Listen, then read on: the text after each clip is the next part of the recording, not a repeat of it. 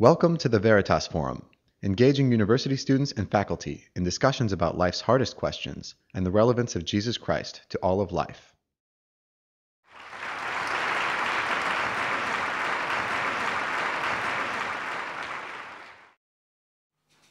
When the Great Cold War thawed, we expected peace.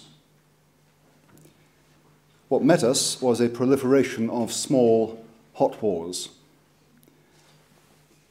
No longer constrained by the fear of annihilation through a full exchange of nuclear weapons between the USA and the USSR, nation-states have been readier to shoulder the risks of military intervention.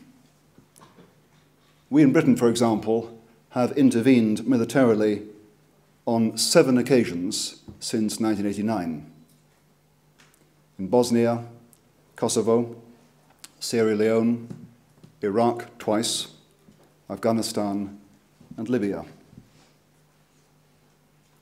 Since the controversial invasion of Iraq in 2003, of course, and given the ambiguous and uncertain results of the interventions in Afghanistan and Libya, our ardour for foreign adventures has cooled considerably. Influential voices have called for an end to liberal imperialism and for a strict focus on national interest. And in the aftermath of Parliament's refusal last August to endorse military strikes against the Assad regime in Syria, at least one Conservative MP with a military career behind him lauded the parliamentary decision as signalling Britain's long-belated abandonment of its post-imperial clinging to the role of global policeman.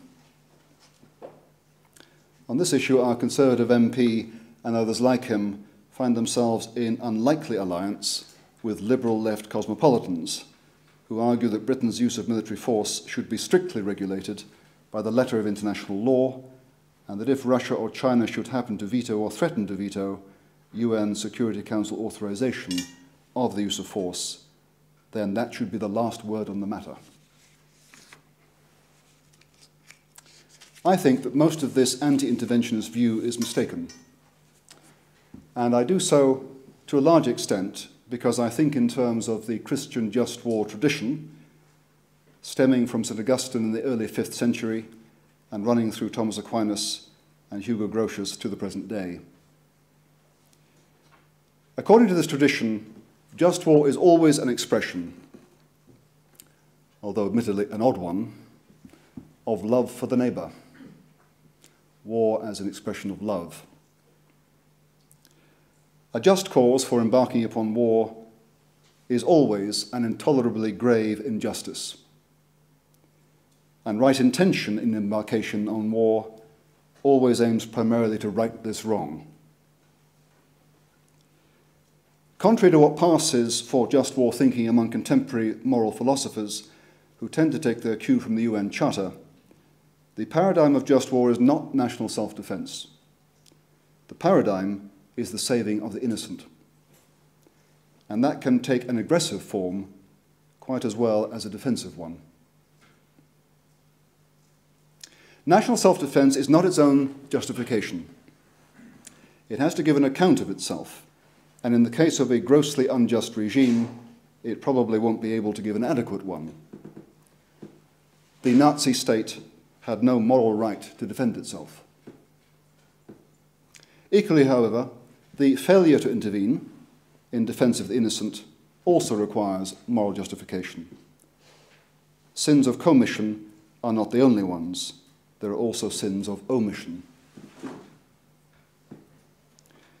Now, war, of course, in case I give you any cause to think otherwise, war, of course, is terribly and horrendously destructive.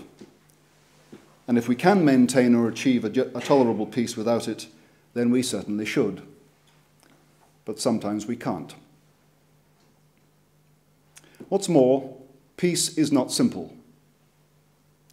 In 1994, Britain was at peace, which was good for us, but not so good for the 800,000 Tutsis who were being hacked to death in Rwanda.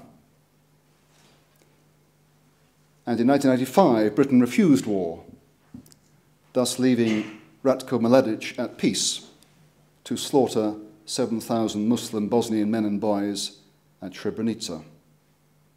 Peace is not simple. Our peace can permit their mass murder. Now, this high-minded moral view of the justification of war might seem politically naive. It might seem to exclude all considerations of national interest. If so, then appearances deceive. It's true that theories of international relations tend to divide into idealist and realist camps, and international idealism tends to be Kantian, viewing national interest as necessarily an immoral motive. Accordingly, the fact that national interests helped motivate Britain's interventions in Kosovo and Iraq in 2003 is usually held to count against their moral justification. But Kantian ethics is not the only alternative to Hobbesian every individual for himself realism. The ethical tradition stemming from Thomas Aquinas is another one. And in Thomist thought, not all self-interest is selfish and immoral. There is such a thing as morally obligatory self-love. The human individual has a duty to care for himself properly, to seek what is genuinely his own interest and good. And as with an individual, so with a national community and the organ of its cohesion and decision, namely its government. A national government has a moral duty to look after the well-being of its own people, and in that sense, to advance its genuine interests. Of course, such a duty is not unlimited. There cannot be a moral duty to pursue the interests of one's own nation by riding roughshod over the rights of others. That said, not every pursuit of national interest does involve committing injustice. So the fact that national interests are among the motives for military intervention does not by itself vitiate the latter's moral justification.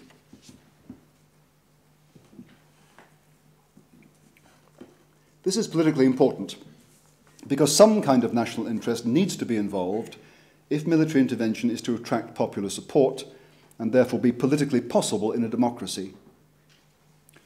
One such interest can be moral integrity. It seems to me that nations usually want to believe that they're doing the right thing and the noble thing, and they will tolerate the costs of war, up to a point, in a just cause that looks set to succeed. For example, I've yet to meet a Briton who isn't proud of what British troops achieved in Sierra Leone in the year 2000, even though Britain had no material stake in the outcome of that country's civil war, and even though intervention there cost British taxpayers money and British families casualties, although, admittedly, only one fatality. I think that citizens care that their country should do the right thing, and not only that it should become safe and fat.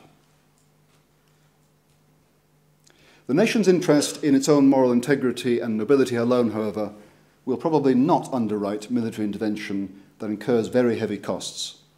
So other interests, such as national security, are needed to stiffen popular support for a major intervention. In the case of Kosovo, for example, in 1999, Britain did have a security interest, though not immediate, in the stability of the Balkans and therefore in curbing Serbian disturbance. But note that this national interest wasn't private to Britain. It was shared by the other European members of NATO and by the Balkan peoples themselves. One nation's interest need not be simply private.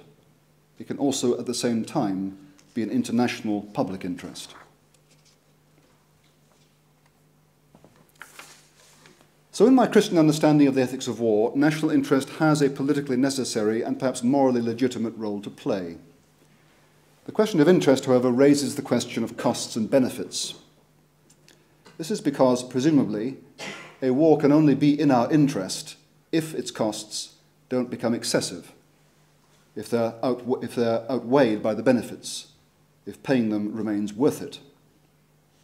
This is part of the issue that is technically known as proportionality. Now, I find this a very difficult question to answer, and I do doubt that any answer to it can be precise or certain. For that reason, all talk about calculation or weighing is at best metaphorical and at worst so misleading as to be avoided. And the reason for the difficulty is this, that the goods and evils involved are so various in kind as to lack any common measurement. There is no single set of scales in which to weigh them. So we should, I think, stop pretending to possess a godlike degree of clarity and certainty about costs and benefits that we simply don't have. Take the consequences of the 2003 invasion of Iraq. On the negative side, hundreds of thousands of civilians have died as a result of political violence. The level of terrorist violence is still too high. The integrity of the country remains fragile. Sectarian mistrust between Sunni and Shia continues to bedevil peaceful politics, and Iranian influence is greater than many in the West would like it to be. That's all bad. On the positive side, Iraq is no longer a military threat to its neighbours. It's no longer intent on developing nuclear weapons. Its children are no longer dying in their thousands from the regime's political manipulation of economic sanctions. Power has been transferred peacefully by democratic process twice. The Kurds are thriving, and the domestic oil industry is booming. Now, I'm no Iraq expert, so my judgment on these things depends necessarily on those who are. Here's one. Writing in last May's issue of Prospect magazine, Anthony Lloyd, a Times journalist with over 20 years' experience in Iraq, wrote this: "Contrary to the widespread perception among Western publics, the lot of the clear majority of Iraqis today is measurably improved. Many have a better quality of life, greater freedom of expression, and more opportunity than during Saddam's era. The killing has stabilized. In the north, the Kurds have never had it so good. The Shia areas of southern Iraq are at the edge of a similar economic renaissance." Now, my point here is not to persuade you one way or the other about whether Iraq was or wasn't worth it. My point is simply to demonstrate to you, to tell you that I know no rational way of comparing those costs and benefits, so as to be able to conclude that one outweighed the other. And so I wish those who have confidently decided that the Iraq intervention was an unmitigated disaster would let me in on the secret of their magic metric. And maybe Clare will do that shortly. Am I saying then that we have no way of knowing whether an intervention serves the national interest? No, I'm not saying that. We can tell whether or not we intended to right a grave wrong, and so whether or not it maintained our moral self-respect. We can tell whether or not our efforts achieved something worthwhile, and we can tell whether the costs and risks incurred were affordable materially and politically. Obviously, the difficulty of even well-intentioned nation rebuilding in an alien cultural context in the wake of successful invasion is something that we've learned the hard way in Iraq and Afghanistan. We've learned of the basic need to impose law and order, of the consequent need for sufficient troops, of the weakness of international endeavours where only a few nations are willing to do the heavy military lifting, and of the need for careful coordination of military, economic and political efforts. And we should have learned, I think, of the greater importance to healthy political life of public spiritedness than of popular elections. Some, however, have concluded the lesson we should learn from recent experience is that we should abandon humanitarian intervention altogether. I disagree for these three reasons. First, our efforts in Iraq and Afghanistan have produced significant, if fragile, effects and benefits. Second, people with first-hand experience of nation rebuilding, such as Paddy Ashdown and Rory Stewart, argue, albeit in a chastened fashion, that it can work. And third, our failure to prevent the hacking to death of 800,000 Tutsis in Rwanda and of the slaughter of more than 7,000 Muslim men and boys in Srebrenica should shame us. And if it does shame us, then we cannot renounce humanitarian intervention, whatever its risks, its imperfections, and its ambiguities.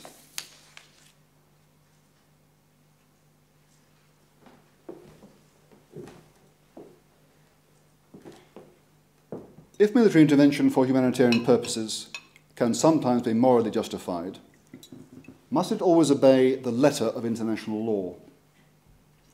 I don't think so. And my reasons for thinking this are two. First, given the current nature of the UN, the letter of international law creates a serious problem.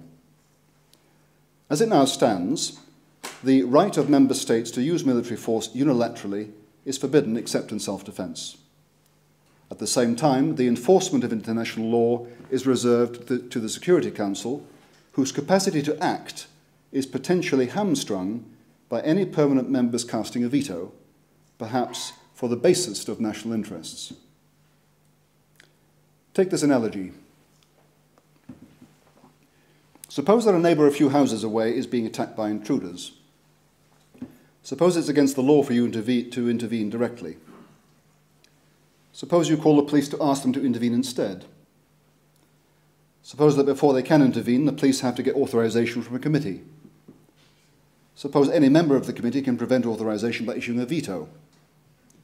Suppose in this case, a member of the committee is related to the intruders or has investments in their business.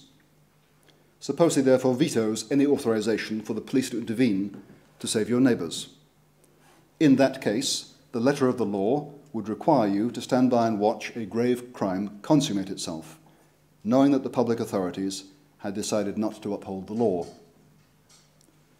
That, it seems to me, is effectively the position that the UN Charter, combined with the current nature of the UN Security Council, can put us in. And that's one reason why I think that we can't rest content with the letter of international law. Another is that I believe, along with Grotius and other Christian just war proponents, that there is a higher moral law, a higher natural moral law, which obliges in the absence of positive law and in the absence of effective positive law, effectively policed positive law. I do think that any government that would launch a military intervention should seek the Security Council's authorization and should pay international opinion the respect of making a considered case before its bar. I do think that. However, I expect that the case to be made not only in terms of the black letter of international positive law, but also in terms of customary law and natural moral law. And I also expect that sometimes a strong legal and moral case will justify intervention without the Security Council's authorization, and so in defiance of fundamentalist, textualist readings of what international law is. Most international law, as I'm told, regard NATO's intervention in Kosovo in 1999 as at once illegal but legitimate. If so, then they implicitly recognize the authority of a moral law that trumps positive international law, illegal but legitimate.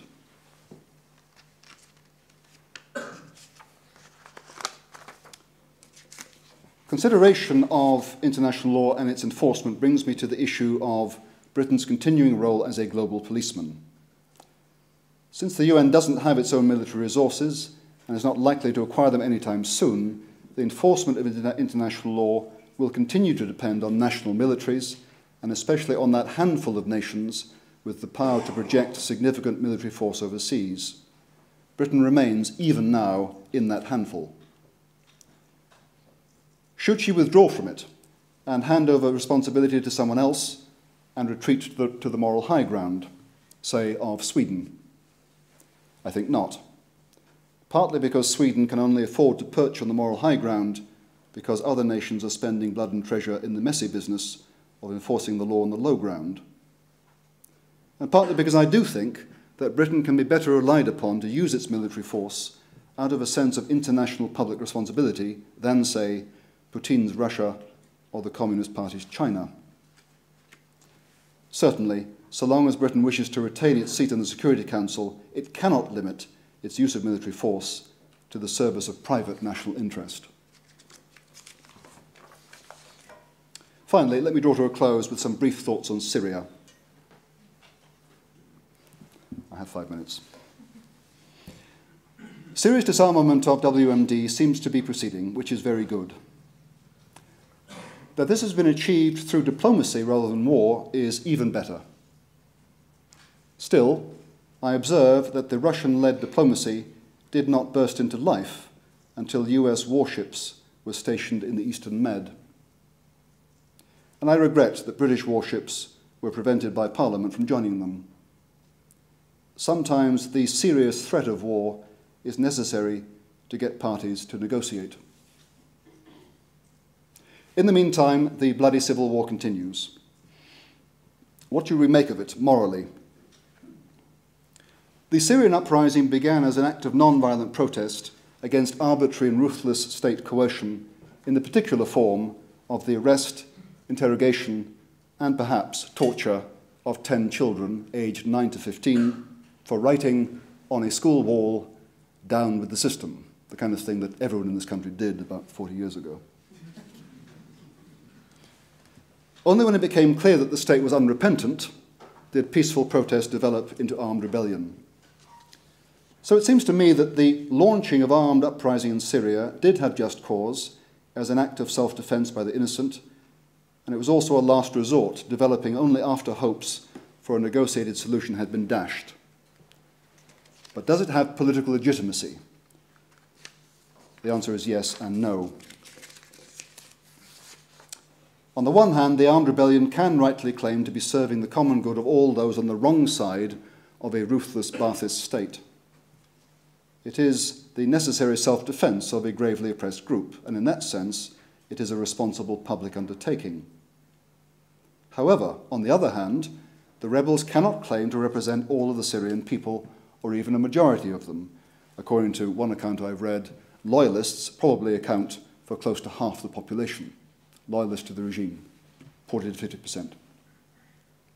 In addition, the rebels cannot claim to offer a coherent alternative to the Assad regime, since the opposition movement is riven with political disagreement.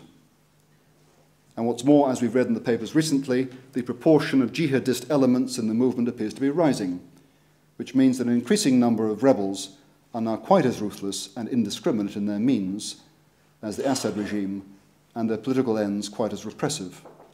Still, as far as I can tell, jihadism has not yet come to dominate the rebels, and until it does, the uprising will remain basically just in its cause and last resort, and predominantly just in its intention and its means.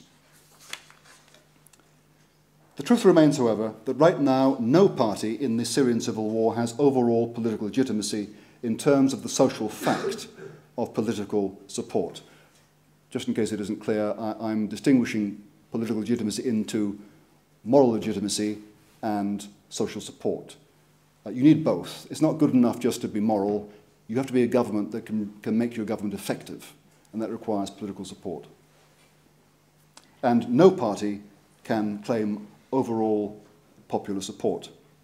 So if the rebellion is to achieve more than partial legitimacy, it's going to have to transcend its own political quarrels, marginalize the jihadists, and offer a political plan acceptable to the vast majority of Syrians.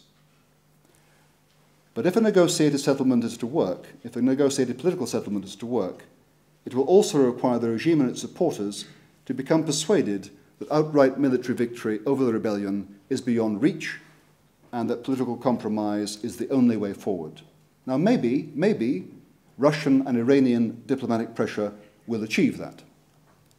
But if not, persuasion might require a more even balance of military forces and therefore increased Western and British support of the non-jihadist rebels, if that's possible. Sadly, in a world where people don't always want to do what they should, that is, in a world of sinners, the sight of a big stick is often necessary to induce a nibbling of the carrot. And I finished with 2 minutes remaining. Thank you very much.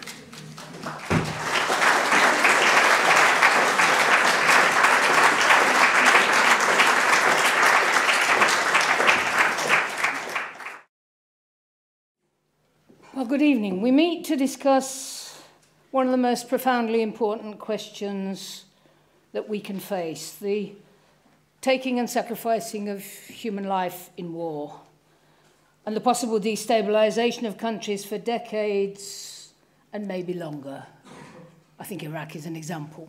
I think the Lloyd quote is before the upsurge of terrible sectarian killing that's happened in recent months, or indeed the First World War. It's The First World War really was the cause of the Second World War, of Nazism, of the 1930s depression, perhaps of the Russian Revolution. So war is both what it does immediately and its consequences, which can be enormous. I've spent today reflecting on the most useful way to approach this question for the purpose of this discussion. My invitation made a number of suggestions. It said the focus is on war and humanitarian intervention. It reminded me that, as has been said, 2013 is the 10th anniversary of the invasion of Iraq, and then suggested we should discuss under what conditions is it right for a state to intervene with military force. The invitation also said there are many intellectual traditions that seek to justify or oppose war, but the public debates around recent conflicts have frequently been shallow. I agree with that, and I congratulate Veritas for organising this event. The question is, how best can I help the discussion? I don't think that, considering under what conditions is it right for a state to intervene with military force, is the right question, because it focuses on military force, when to use military force. Should we use it here? Should we use it there? It doesn't raise the wider questions of whether some other means of obtaining justice without the use of military force. I think it's an example of Maslow's hammer. If you only have a hammer, then you go, everything, all the problems you look at tend to look like nails.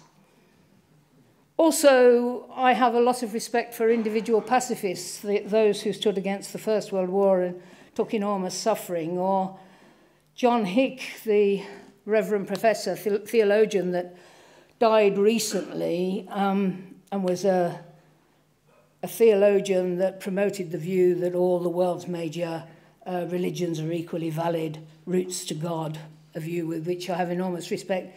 He was a pacifist during the Second World War. Now, what do you say about that? I mean, if any war was just, the war against Hitler was just. So what do we think of a pacifist then? Well, his witness of the horrors of war and his working with the Quakers in the ambulances, I think is an important witness. When we've said a war is just, it doesn't mean all its consequences are just, or all the actions that are taken are just. For example, the bombing of Dresden or the raping of women as the armies spread across and took hold of Germany. Similarly, I think it's important to clarify our moral and philosophical thinking, but I don't think an abstract discussion of the theory of just war gets us very far in relation to any particular conflict. It's not surprising there's been a debate over centuries over both when war is justified and what rules should apply in the conduct of war, and those arguments have been conducted in the Hindu scriptures, in Christian teaching, and have changed and modified in Islam amongst secular philosophers, culminating, of course, in the Nuremberg trials at the end of the Second World War, when individuals were tried and convicted for crimes against peace, and then culminating in agreement on the Charter of the United Nations, building on the just war tradition and the norms that had developed over the time. And as you know, in the words of the Charter, to save succeeding generations from the scourge of war, all countries signed up, 50 at the time, and countries ever since adding up, never to take action against another member, military action, to work for peace, security, the prevention of conflict, the development of human rights and justice across the world. And as has been said, the only legitimate use of force is to deter aggression, or as authorised by the Security Council under the original Charter of the United Nations.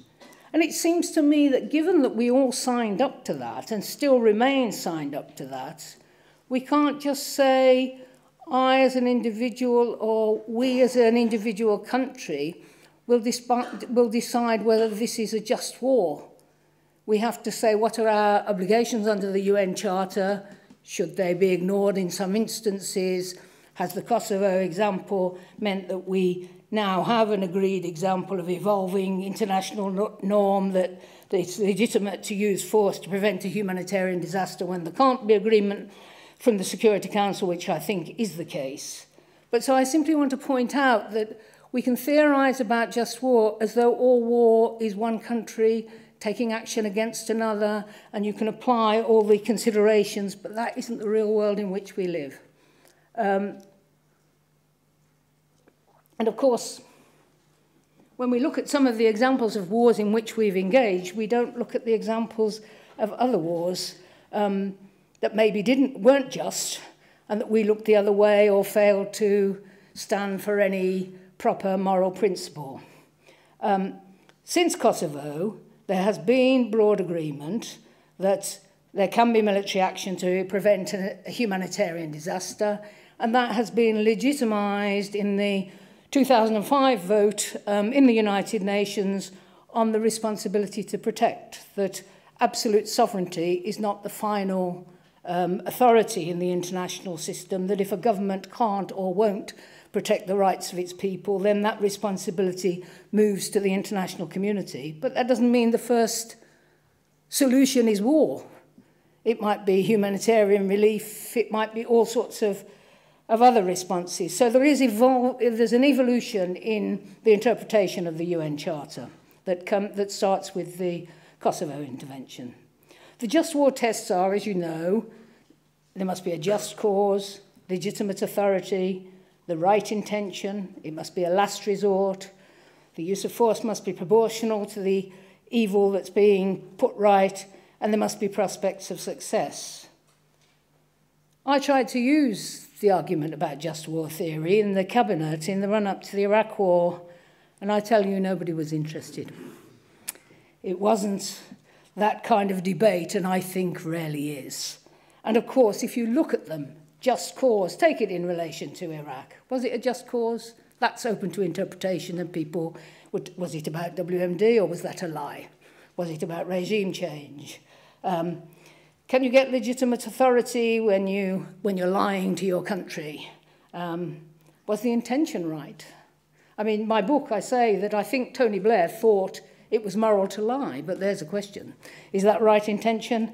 Was it a last resort? Unquestionably not. Blix was undertaking inspection, finding more and more that there were no WMD, and then he was rubbished and attacked because they wanted to use the WMD excuse in order to launch the war. Was there any other way of dealing with Saddam Hussein? I would argue that there were other possibilities that we didn't try, and there was no urgency of taking action. So, our moral philosopher has said the just war teaching justifies Iraq, and it seems to me that it absolutely doesn't if you look at the various facets of it, and that teaches you in a way that the just war argument is to be interpreted by individuals who will take different views about what is a just cause, what's the right intention, whether it's a last resort, and so on. But as I've said, it isn't really for each person to decide whether any particular war is just. We've signed up to an international system that imposes obligations on us that we ought to seek to honour. But I decided when reflecting on how I could most usefully help this discussion that maybe the best thing I could do is to share with you the moral dilemmas I've had as a politician over a 27, 30-year period in having to deal with real cases of military action and real intervention by our country. So I made my own judgments, but I invite you to look at those kind of judgments, and then it's not a theory of just war. It becomes very practical and real, and we have to think, what are the lessons of all that, and could we do better? And it's a shockingly long list, so I can only give you vignettes of the various dilemmas. The first, of course, is the Falklands in 1982. I was first elected in 1983, so I was a candidate then. Mrs. Thatcher had taken power in 1979 and caused massive unemployment and riots across the country and was deeply unpopular. And then the fascist regime of Argentina invaded the Falklands, and we took action to reverse that invasion. Of course, it had been preceded by the UK withdrawing a submarine that had always policed there, and that being taken as a symbol that the UK didn't care about the action, and that caused the resignation of Lord Carrington and the rest of his team. And of course the US thought we shouldn't go to war and that there might be some way of resolving it. But it seems to me you can easily argue it was the right thing, it was aggression, it was a fascist regime engaging in aggression, and yet those of you who can remember the times I found I didn't recognise my country anymore.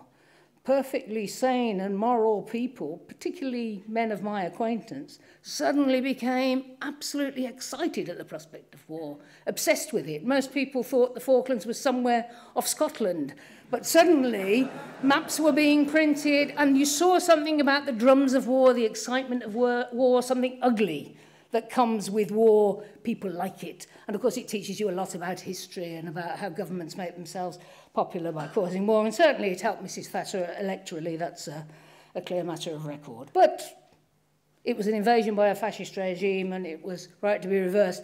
Interestingly, I don't know what the number of young Argentinians that were killed were, it was considerably more than UK, but more UK soldiers that participated in that invasion have committed suicide since than were killed in the conflict. So the effects of war go on and damage people in all sorts of ways. The first Gulf War of 1990 was, as you know, Saddam Hussein invaded Kuwait, a complete breach of the UN Charter. A massive coalition agreed that it had to be reversed. I agreed with that. And then there was a little incident that led to my own resignation from the front bench. There was a bombing of a bunker where lots of women and children were hiding from the conflict, and terrible pictures of twisted remains of, I don't know how old, there's a lot of you who are too young to remember, but terrible pictures of what had been done. And some Channel 4 television crew said to me somewhere in the House of Commons, what do you think of the bombing of the bunker?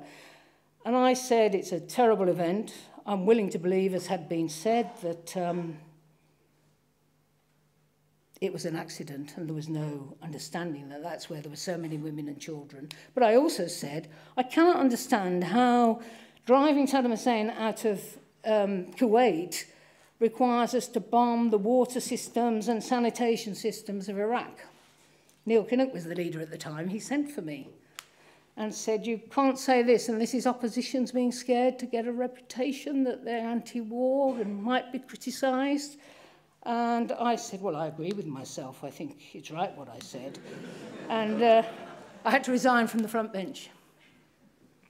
And that's about, of course, because there's not just war theory, there's also all sorts of international norms about what kind of behaviour in the course of war is legal and permitted, not attacking civilians, not killing people who've been taken prisoner and so on, which has been the criminal case that's just recently been heard. And since then, I don't know if you remember, after they'd been driven out of Iraq, there were those terrible pictures of the convoy of death, the Iraqis retreating and lots of dead bodies hanging over.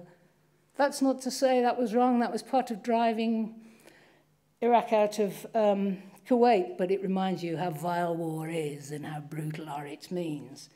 But since then, there's been a debate about whether that war should have gone on to Baghdad and got rid of Saddam Hussein.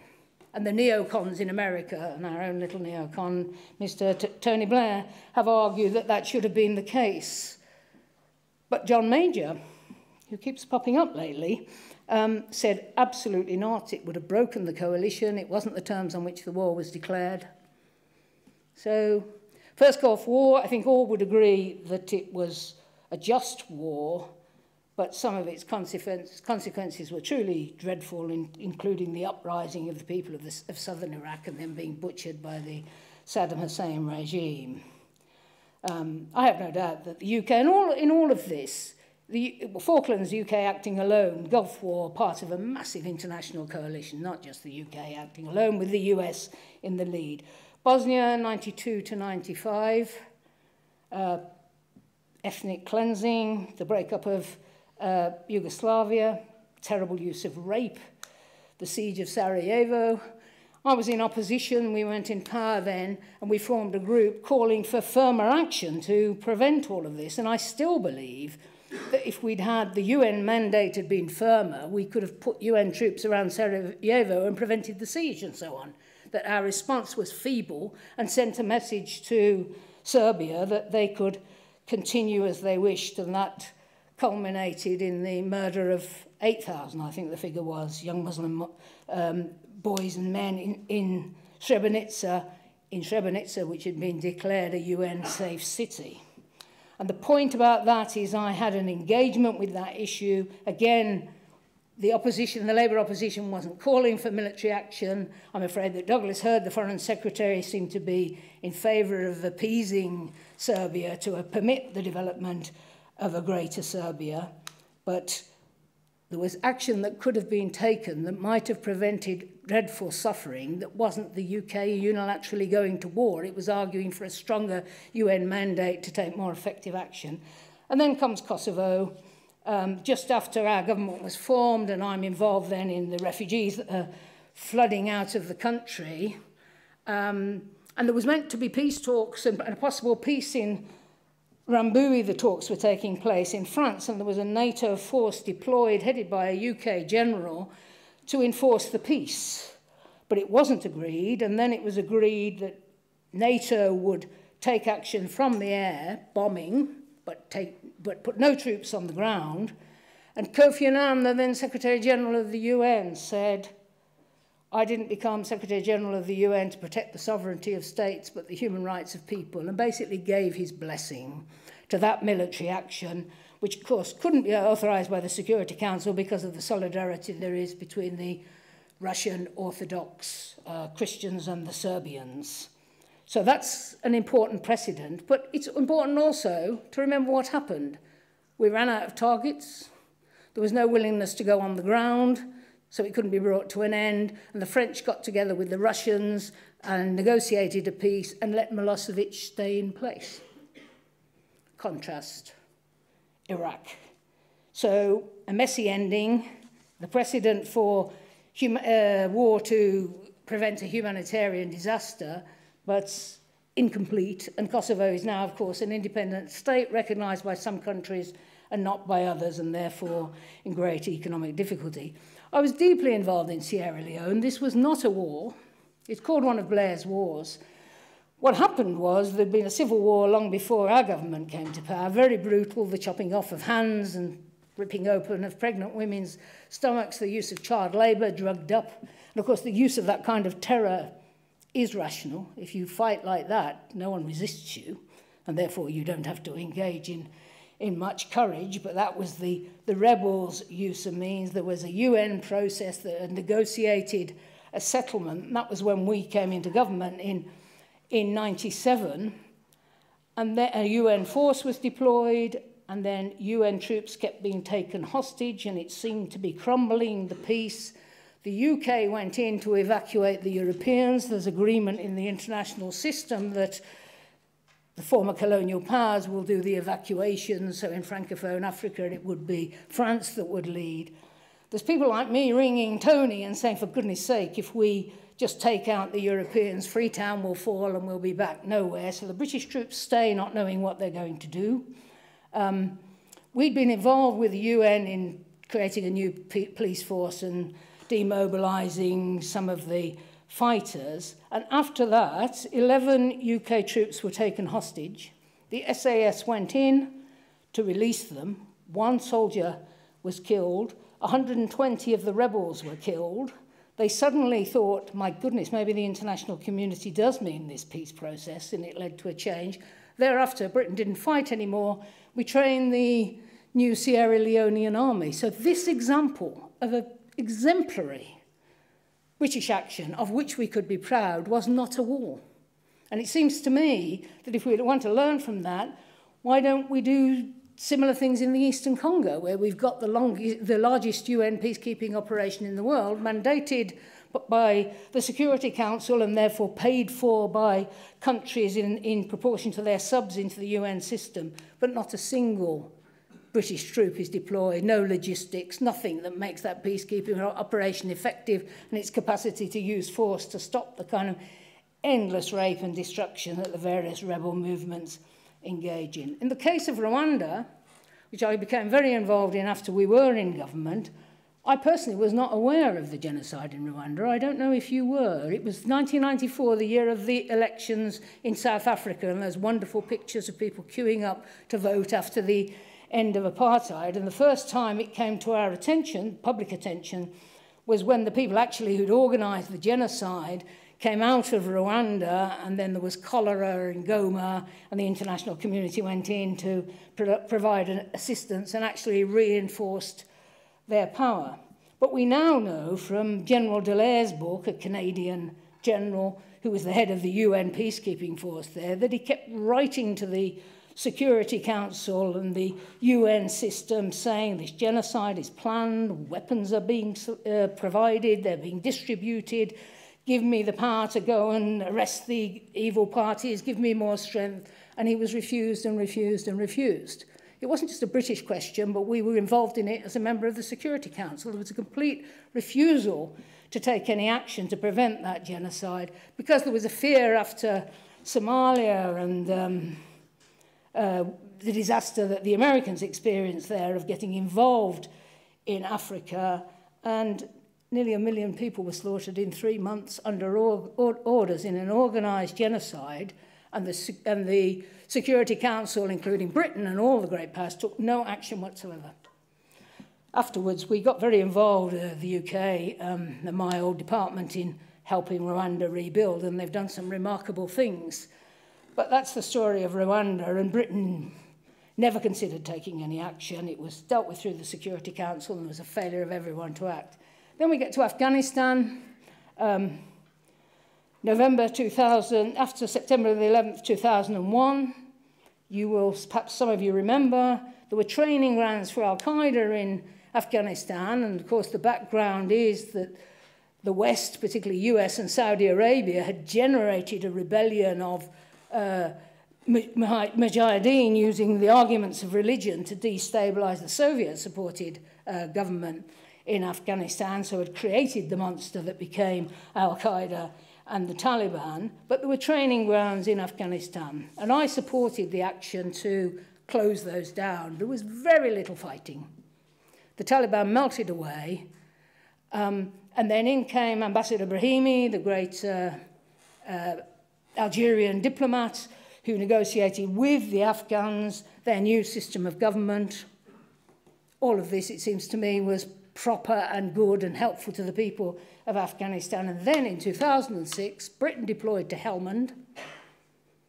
John Reid, the then Secretary of State for Defence, said, we'll probably come back without a shot being fired, and that's where all the killing and the dying has gone on.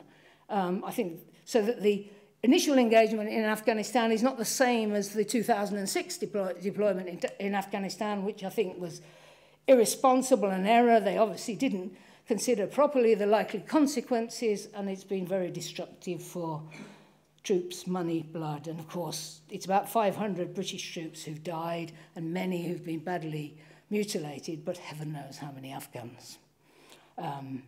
And Britain was fighting in Helmand, but the US in other parts and so on. And then Iraq, and I've talked about that already, and you will all be aware of it. But it seems to me, because it was based on a lie, that explains the failure to properly prepare for afterwards.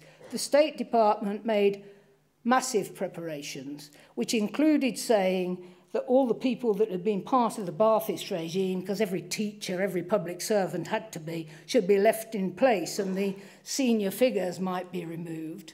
The UN prepared, and my old department was quietly preparing for a post-conflict Iraq, whatever we thought of the legality of the war. And then in just months before the invasion took place, and that was on a date chosen by the US and supported by the UK, all those preparations were thrown away, and the responsibility was shifted to the Department of Defense in the United States, and you know the chaos that followed. Again, there was very little fighting in the initial invasion, but it was the chaos that came afterwards that led to massive destruction and death, and is now surging again And of course, the Western influence on the government that took over in Iraq has fed the sectarianism that's causing such disastrous trouble across the region. Then I'd resigned from the government, and I'd resigned the Labour whip. 2006, the Israeli invasion of Lebanon. Margaret Beckett, who used to be a close friend of mine, who was a big activist in CND, was the Foreign Secretary, and Britain wouldn't even call for a ceasefire. That was the US policy, and we were going along too, even though surely it was an illegitimate invasion. And then in December 2008, Cast led the Israeli invasion of Gaza, which was surely a crime against peace, both in the way in which it took place and the very fact that the invasion took place. Britain kept its head down, took no action, didn't subsequently refuse to provide Israel with weapons that we sell to it. And more recently, there's been Libya, where it was through the UN Security Council that a no-fly zone was agreed, and then Russia and others, South Africa, Brazil, India, were very angered that the mandate given by the Security Council was taken much, much further into a full-scale deployment. Syria has been discussed, but it seems to me the question isn't, should we take military action in Syria and just add to the chaos? We should be saying, how can this conflict be ended? And who is arming who? The Russians, the Assad regime, and the rebels, and including these very nasty Al-Qaeda-type elements that are growing in strength and behaving very badly on the ground, are being armed by the Saudis and Qatar, big allies of the West. Surely the right policy isn't, should we engage in military action, or should we try and stop the arming of both sides and get some kind of political process, because all the evidence is, bitterly divided as the country is, that maybe half the country still supports the regime. So there's got to be some kind of compromise, or the war will go on indefinitely. And then we've got Iran, and Israel's desire to have a war with Iran. And many members of the Congress in the United States. Iran has signed the Nuclear Non-Proliferation Agreement, which gives you an entitlement to use nuclear power for civil purposes. It looks as though they've pushed to the edges the development of nuclear power and made people suspect that they might want the capacity to have nuclear weapons. Now, Britain has a nuclear weapon, targeted at no one, with no one in the world targeting us. But we say the future's so uncertain, we need another to replace the one we've got. Iran most certainly has American and Israeli nuclear weapons targeted at it. If I were Iran, I'd want a nuclear weapon never to use, but to stop myself being attacked. That is not their position. But they say nuclear weapons are evil and morally not allowed. But it looks as though they might be trying to have the capacity to develop nuclear weapons. What's the right answer? Because, of course, if Iran gets nuclear weapons, Saudi Arabia will want nuclear weapons, Egypt will want nuclear weapons, Jordan will want nuclear weapons, and we'll get the nuclearization of one of the most unstable regions in the world, and that would be a disaster for the whole of humanity, most particularly the people of the region. The policy used to be no WMD in the region. But that means getting rid of Israel's nuclear weapons. And Israel actually has chemical weapons too. And one of the reasons Syria had chemical weapons, ugly as they are, is because Israel has nuclear weapons, etc. So surely the right policy isn't should we go to war. It's how can we join with others to get all WMD out of the region, to get a just settlement on Israel-Palestine and so on, and to diffuse this ever-growing conflict across the Middle East. So my conclusion, how am I doing on time? Sorry. War is always vile and ugly and should be avoided whenever possible. We should honour and update the UN institutions. The Security Council needs updating and should have regional rotating seats, and the veto should be reduced. The West uses its veto on the Middle East more than the Russians or the Chinese have done to a very great degree. I think we need to review the role of the UK in the world, our alliances, what we use military force for, what kind of military force we want. We should be willing to help UN peacekeeping type operations and do more of the kind of thing we did in Sierra Leone. And on Israel-Palestine, we should stand for international law. We are complete hypocrites. The International Court of Justice has said the occupation, the route of the war, the settlements are all grave breaches of the Geneva Convention. No action. So how can we claim the authority of international law when Saddam Hussein invades Kuwait? And that's what's happening. Everyone's seeing it all as hypocrisy, and we're losing the moral order that we had in the world. So these are my arguments. It isn't just Britain, just war or not just war, faced with the possibility. It's how do we, in the spirit of the UN Charter, develop a world of justice, prevent war, and then only take military action as a last resort, as under the precedent of Kosovo and the theory of the responsibility to protect. Don't please get trapped into the argument of, is this war right or not? Do I support it? Look for the wider underlying causes that we could remedy.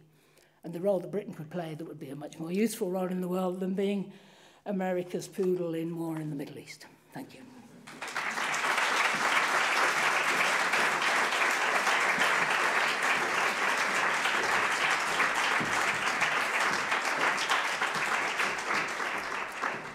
Right, well, now we change gear a little bit. Before we open the floor to questions, I just want to give both of our speakers the chance to take 5 minutes, if they will, to respond to each other, beginning with Professor Biggar. Perhaps to ask a question of the other speaker, or really anything that comes to mind out of what you've heard. Thank you. So, first of all, Clare, let me thank you for confirming that the Falkland Islands are not off the west coast of Scotland, because I could have gone to my grave thinking that. So. Many people did. All right, so Claire's raised lots of issues, so let me raise up to 5, depending upon how long it takes to articulate them. But Roshan will stop me when I need to stop. So Clare says that an abstract discussion of just war doesn't get us very far. And she'd be right, of course, if it remained abstract. I mean, if you're a pacifist and you think that all armed violence is always wrong everywhere, then it's simple. You don't have to think about under what conditions going to war might be right. So you can dispense with all the criteria. On the other hand, if you're not a pacifist and you think it might be right sometimes, then you have the job of figuring out, well, when are those times, what are their features? And if you don't go with just war criteria, then you've got the formidable task of starting from scratch. So I think we need the criteria. It's quite true, of course, that the fact we have criteria doesn't mean we all come to the same conclusion.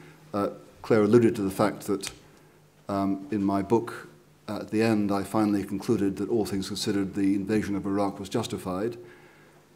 I should say the first time I published anything on Iraq, I concluded the opposite. But most of my colleagues who operate with just war criteria come to the opposite conclusion. I mean, that's just life. So just war criteria don't tell us the answers, they give us the tools with which to ask the questions. So Claire says that in her experience of cabinet discussions, just war didn't come up much, and I can only take her word for that. Didn't come up at all, and when I raised it, they weren't interested. Okay. That's all good for me, but nevertheless, in 1999, when Tony Blair gave his famous Chicago speech, the criteria for military intervention for humanitarian purposes were lifted straight from just war tradition. So I find it hard to believe that his own thinking wasn't shaped by those. But let's suppose we had a completely cynical cabinet who didn't really care about moral criteria. They would be constrained somewhat by international humanitarian law and the laws of war, which do incorporate some of the criteria. So even if they don't care about morals, they might care about law. And then in addition, it seems to me in the last 15 years that just war talk has infected public discourse. It comes up in newspapers.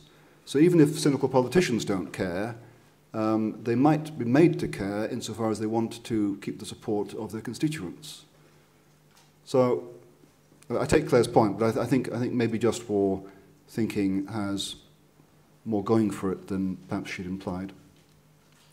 How vile is war and how brutal its means? Well, I can't gainsay that. We agree entirely. Also agree entirely that faced with some kind of injustice, going to war is not the first question you want to ask. And to be fair to just war tradition, that's what it says. War is only ever a last resort, only after all other peaceful means, realistically peaceful means, have been exhausted, because the tradition recognizes, both Clare and I recognize, that even if it is justified, its effects are devastating and destructive.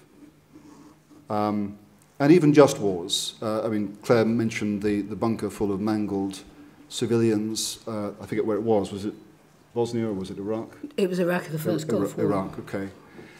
And that's terrible, and the fact of the matter is, at least in any long-standing conflict, civilians probably will get killed, non-combatants. And that's awful. And you might say, well, we shouldn't do it. Well, if you say that, then we shouldn't have invaded Normandy in 1944, when the Allies, through large-scale bombing, killed 20,000 French civilians. We killed 70,000 French civilians in the course of the war.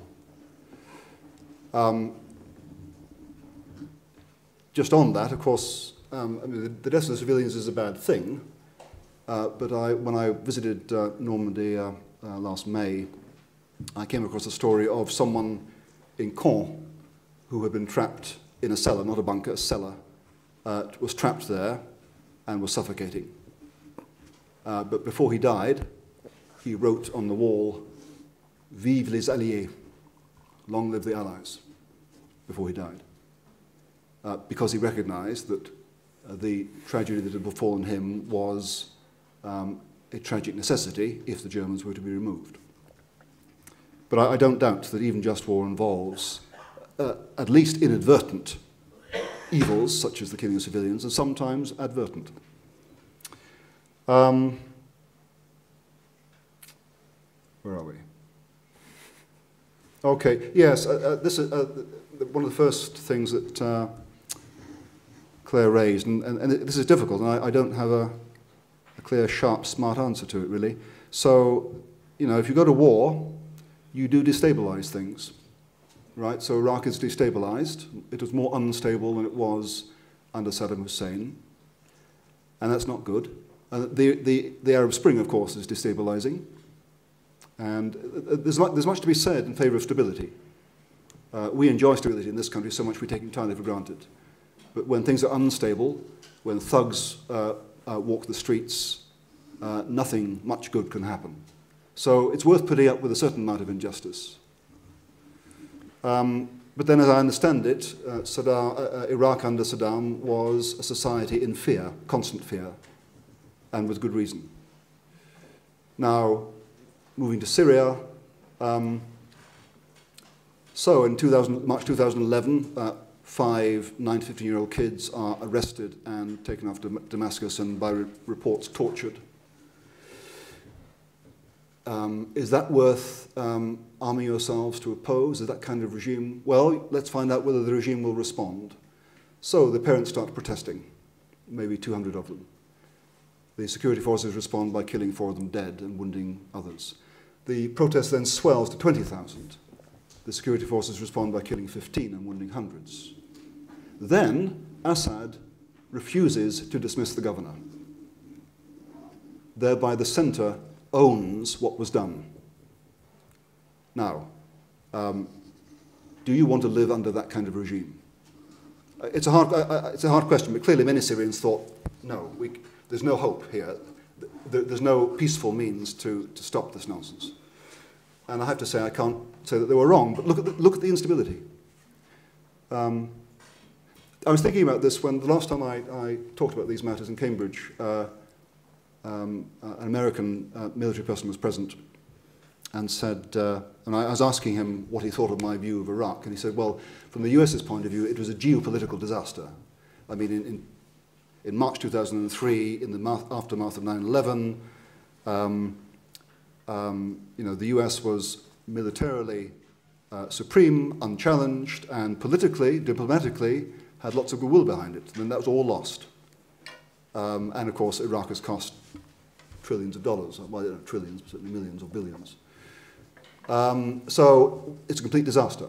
And I was thinking, well, how would I answer that? And I thought, well, okay, let's think of this. The English Civil War, 1641, civil war breaks out in this country. It's fought for about 5 or 6 years. It's a terrible war. Brothers fight against fathers, fight against cousins. At the end of the war, the king's head's chopped off, and we have a republic, which then degenerates into a military dictatorship. And then in 1660, bloody hell, we invite the king back. Full circle. What was it for? What was it for? And lots of people thought that then. But from our vantage point now, the English Civil War was a pivotal stage in the limiting of absolute monarchy into constitutional monarchy. Right? So I tell that story simply as a way of saying, of cautioning, what looks like a disaster right now may not look like a disaster in 20 years' time. I think I have more than 5 minutes. Yeah. Just briefly, I'm not saying just war theory over history has not been useful, and I think it developed the norms that led to Nuremberg and led to the UN Charter, so it's precious and important. But I think the individualising, as though your country makes an individual decision to go to war, in the complex international situation we normally face, it just isn't as simple as that. Okay. And that's really what I'm saying. In the case of Iraq, we went to the UN Security Council. We didn't say this is justified to prevent a humanitarian disaster. And we gave a promise that there was no automaticity. This was Britain saying if the first resolution was passed, there would be no automaticity. And then we ripped that up, broke our word, and invaded when Blix was saying, my inspection is working, there aren't any WMD, these intercontinental ballistic missiles I've destroyed. And surely we could have gone on. There was no imminent threat. We could have said, okay, then the sanctions can be lifted. Saddam Hussein can be indicted as a war criminal. That's what happened to Milosevic. I simply put it, there were alternatives. It wasn't the last resort. And there was no hurry. And if all that had failed, maybe there might have been some justification for military action. And I repeat, the failure to prepare for afterwards followed from the deceit of the route to war, and that is a very serious matter. In the case, and then you talk about Normandy. I think Alec Douglas Hume's brother refused some action that was targeting civilians in the course of that war where he was a soldier and was indeed court-martialed. So even if the war is just, it doesn't mean all actions are just. The bombing of Dresden was intolerable. There were no military forces there, and it is a crime of war to target civilians. So I am not saying that there should never be war, but I am saying don't romanticise war, don't pretend Sierra Leone was a war. It is something to be proud of, and we could build on it as a model, and we could do more of those kind of things. And take the UN Charter more seriously, think of the role the UK could play. How do we update the UN? The powers with a veto are those that were great powers at the end of the Second World War. That really needs modifying. The veto needs pushing back. Europe ought to have a rotating seat, not France and the UK, and so on and so forth. And but at the root of all this, Britain is not an individual actor. It goes with America wherever it goes. It doesn't use its own authority. I think in the case of Iraq, if we'd been more cautious, we could have got a better outcome for everybody and for the whole wider Middle East. But Tony was determined to go with Bush come what may, and there are these documents we can't see that seem to be about him giving his word very early on that we would do that thing. So, but my major point is if we just theorise in a very abstract way about just war, we don't go into the guts of the reality and the role Britain can play in the world and how we could have managed some of these issues better and the actions that we should take pride in. I would include Kosovo and certainly Sierra Leone, so that I'm just worried that very theoretical just war theory talks as though individual states are making individual decisions to invade or not invade and go to war, and that isn't the reality of the modern world. Hold that thought. I just want to take it. Does anyone have any questions? We've got a couple of microphones that are going around, and I know Nigel did want to respond to that as well. But perhaps we could take 2 questions from the floor. So the lady in the white in the middle, Yeah, it would be good to microphone, I think, so that people behind you. Thank you for your interesting presentation. Sorry if my question seems very basic, because I haven't read either of your work, but this is directed to Professor Biggar. According to your Christian rhetoric, you've spoken lots about evils and sort of moral higher orders, but it seems to me that is it not evil, according to this Christian rhetoric, to allow political situations to reach the point of fatal conflicts? And for it seems like this higher moral law that you're invoking only applies in the case of just war, which is isolated without consideration of the consequences. So, for example, if you take the creation, like war creates refugees. So what would you say to states who are intervening with humanitarianly or engaging in just war with the sort of political consideration that they are likely to become host states for refugees? That refugees are often considered to be, threats to international peace and security. So, where is the higher moral considerations in these political thoughts? I was wondering if you could respond to that, please. Okay, I'm not quite sure I grasped the second question. Don't leave go of the thing. I need to ask you the question. Right. The first thing. Isn't it wrong to allow a situation to develop to the point where conflict erupts? Well, of course it's preferable, and just war theory is quite clear about this, of course it's preferable to avoid conflict, and our first efforts should be in peace building and conflict avoidance, and if that means, for example, putting money into, investing money in as European Union does, in the economies of North Africa, to make it less likely that lots of North Africans will want to try and cross the Mediterranean and enter Europe through Italy. Being rather sympathetic to some rather ugly dictators in the course of that policy. Yeah, well, sure, that's right. But the point is simply, yes, if you can find ways to help societies flourish so that they don't end up collapsing, of course, absolutely. I didn't quite understand the second question. Well, where is the sort of moral higher order in political considerations of states who are humanitarianly intervening, but they also have, they're likely to become host states for many refugees who are created, many internally displaced people who then become externally displaced people. So in the political process, where does this fall into your moral framework, as it were? I'm really having trouble understanding the question. There are quite a lot of Afghans in Britain that have been refused political asylum. Some have had it and some aren't, and they're out there being destitute and so on. It's the point that you generate refugees, and if it's a consequence of your war, you ought to take care of those people. That's your point, isn't it? No. As in, if you're intervening, say, as Britain as a global economic power, well, many refugees, maybe say in the case of Iraq or Afghanistan, would feel not almost entitled, but they would come here, thinking that this is a better place for them to receive help and escape the conditions that they're in. So when maybe the UK, there's many cases where the UK and other states like the US involve these considerations. Okay. Well, before intervening. Yes. So if we intervene somewhere and create a situation where refugees want to come here, do we have a moral obligation to accept the refugees? Is that what you're saying? Is that the question? No, as in who?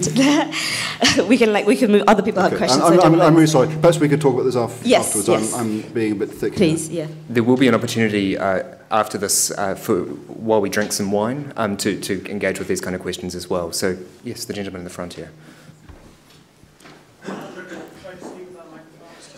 I think it's always easiest at the back.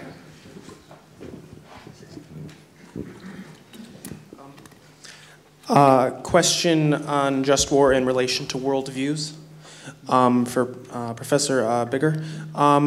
How have just war tradition and you reconcile just war with the example of Christ, who, while seemingly not pacifist in the temple, cleansing the temple, clearly rejected the cycle of violence up to his death? And from Adam Short, you seem to recognize that Bosnia, as while illegal, a necessary intervention. Now, Veritas Forum usually brings together a Christian and a non-Christian to speak. I don't presume to know your specific metaphysical commitments, but where do you personally root your obvious passion for justice and protection of human dignity, if not in the divine law of theism? Okay, so I go first. Yep. That's a shame. Question about Jesus repudiating the cycle of violence. My view is that Jesus repudiated the option of religiously inspired nationalist violence. Whether he repudiated the use of violence everywhere and always, I think is not clear, and certainly St. Paul didn't think so. Just one more point. So how does just war theory, as it were, try and Christianize itself? Well, it's the principle of love. In extreme situations, the use of force may be an expression of love, primarily for the innocent you're trying to rescue, but also your treatment of the unjust aggressor is constrained by love.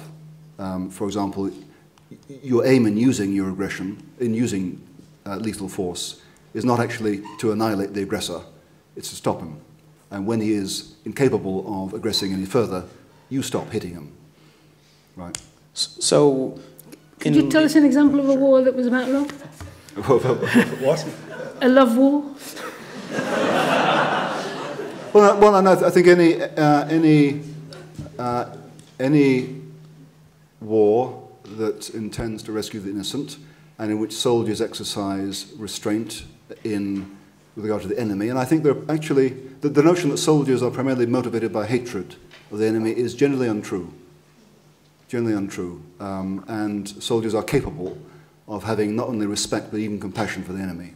Soldiers, at least professional soldiers, tend to regard themselves as professionals and to treat the enemy as enemy professionals. Disciplined soldiery doesn't fare well when soldiers start to become motivated by vengeance. Yeah, Aquinas defined yes. I think you may want a question from an answer from. I read a book about the First Crusade, and it said the Pope Urban or something had to go around persuading people that Christ hadn't said no war in order to get people to participate in the crusade. I mean, that's just a bit of potted history for you. Just that the crusade is not a just war. But anyway. Well, because good, they ended up in Jerusalem wading in blood in a most brutal and ugly way, but early Christians thought that Jesus had said war was not permitted. I'm very thoroughly brought up Catholic that disagrees, an enjoyable childhood, and it's framed a lot of my moral perceptions and my political outlook. But I disagree with my own church profoundly on many things. The hypocrisies that the current Pope seems to be dealing with, but some of the attitudes to sexuality, which are disastrous in every regard. So I learned in Bosnia that what I am is an ethnic Catholic. You know, they raped and killed young women who didn't have any religious views but came from Muslim backgrounds, and they called them ethnic Muslims. So I'm an ethnic Catholic. Okay, I think we have time for about 2 more questions. So we have a small cluster down here. Let's, gentlemen. Take a few. Yeah, let's take all 3 at once, if that's okay, and then the speakers can address them together. Maybe we share them out.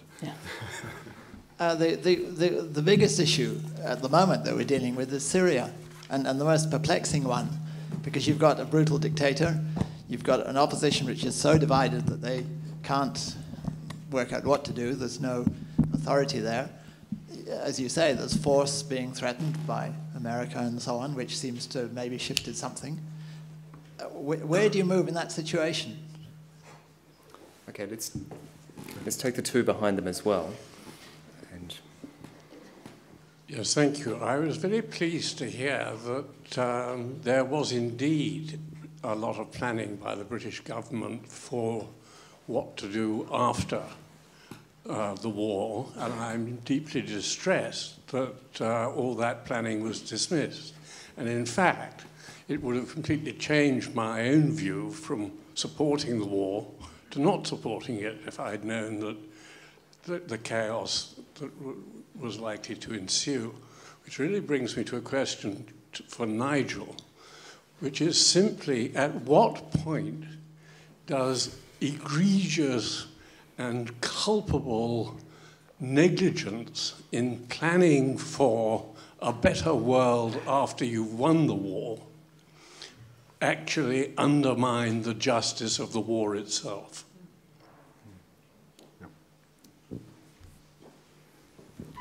Thank you. I have a short question referring to the Falkland War and British response to Argentine aggression. Do you think it was, all things considered, legitimate, the British response? Shall I go first, quickly? Any more? Any more? Let's take those for the moment, and then if we have... Syria, chemical weapons aren't allowed, but you can go on butchering and killing people. 100,000 dead, millions displaced. 1 in 4 of the population of Lebanon is now a refugee. Us launching in with military action will just make more death and suffering and destabilisation. Surely we have to look to how to bring the conflict to an end, and we have to look at the supply of weapons. And there's going to have to be some kind of compromise, because the country is deeply divided now about the successor regime. And of course, there'll be a compromise by negotiation and with Western intervention that's helpful, or by that fighting going on and on and on till it exhausts itself. And of course, one of the problems in Western policy is that Syria is friendly with Iran and friendly with Hezbollah, who are hostile to Israel. Some of that is playing in. We're not just approaching it in what's in the interests of the Syrian people, and we should be. I've said, and it is my very considered view, our planning was linked in with the UN, not just Britain alone. And that's the way we do our best work in the international system. And the US State Department did extensive planning. And then the gung-ho-ness of war threw it away, and the Pentagon never trusted the State Department. And then just months before the invasion, they set up a unit to start to plan for after. That is so negligent and disgraceful. But I think the lies are linked to that. The pretense that it was about WMD when it wasn't. If you read what the neocons were saying about, they thought, this is such an unpopular regime, if we invade we'll be popular, then we've got a basis on the Gulf. It was riddled with ulterior motives, and it wasn't about the people of Iraq, and thus the horrendous consequences. I do believe that the action in the Falklands was legitimate. The withdrawal of the submarine was a disgraceful piece of negligence, because it sent a message to a nasty dictatorship, you know, Britain doesn't care anymore. That was a terrible, terrible error. But then, you know, the arguments about the, what was the name of the ship? Some of the detail within that, there's room for argument. Was it necessary to destroy that ship and all the lives that were in it, and so on? And where are we now?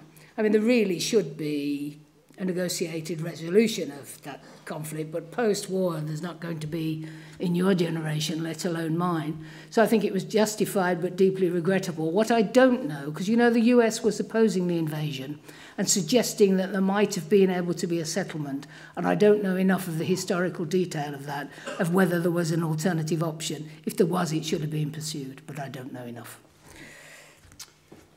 So Syria, I think we both agree that the outcome will have to be a politically negotiated settlement, at least because the two sides are too equally balanced. Now, if that can be brought about simply by diplomacy, then let it be so. I don't know enough about the motives of Iran or Russia to know to what extent they're willing to put pressure on the regime to negotiate. Russia has a base there. Russia has a base there. Okay, so that's not right. Does Russia have an interest? Yes, it's a very important. But does it have an interest in having Assad negotiate? Because there was a time. Well, I think that's what we need. We need all the pressures to come on Russia to get Assad to negotiate, and all the pressures to come on the opposition to negotiate, to stop the killing. Yeah, if that can be done, that'd be fine. It's just there was a time when pressure was put on Russia, but Russia was adamant, and Russia continued to arm the regime. and seemed to be unwilling to cease its support for the regime. At that time, it seemed to me the only way to persuade the regime to come to the table was to create a level military playing field, so that the regime would lose hope in winning and would be willing to negotiate. It's not clear to me where things are right now. But the short of it is, if diplomacy will work, then let's get it to work. But let's not be naive. Let's not be naive. Yes, but let's not be naive about military intervention either. No. Well, I think that no one is going to put boots on the ground because we don't have the power to do it, frankly. It would only be the discriminate arming of some of the rebels, and I can't tell you how possible that is. If that's not possible, then we have no alternative but to negotiate and to hope that Russia will play ball. Moving on to Peter's well-focused question, at what point does egregious and culpable negligence subvert the justice of a war, is a very good question, and with regard to Iraq. And my thinking about it was this. If, as chaos descended upon Iraq in the second half of 2003, if the US and Britain had walked out, demonstrating they couldn't really give a damn, that would have demonstrated the insincerity of their intentions, not simply to topple Saddam, but to build something better. However, the US in particular stayed on for 6 years, lost over 6,000 dead. Petraeus implemented his surge, which was very effective in reducing the level of violence to the point where some kind of stability was created. The US stood down the whole of the army and sacked everyone who was a Ba'athist and created the conditions for the conflict. No, that was a stupid mistake. But what I'm saying is that the US stayed for 6 more years to correct it. Well, the government that's there now is very sectarian. No, there's lots that's wrong with the government. And that's the US-supported government. Yeah, there's lots that's wrong with the government. Funnily enough, he's a friend of Iran. That is just an irony of the outcome. As I said in my talk, there are lots of things that are wrong with Iraq, but we also need to recognise the things that are right. I've been there recently. Well, my view is that of the spokesperson for a group of young Iraqi professionals who visited Oxford 2 years ago. At the end of our talk, I said to them, should we have invaded? And he's only one man, but he said, it was good that you invaded, it could have been done better, and it's not over. And that's really roughly my view. And how many Iraqis have died and are dying? As for Falkland War, we agree. I thought we wouldn't, but we do. At risk of being unjust, time is imperative, so I need to intervene. Please join me in thanking our two more. Couldn't we just? Well, we will have time over the wine. We do need to, unfortunately, end the conversation here formally. But please join me in thanking our two speakers for a very stimulating conversation.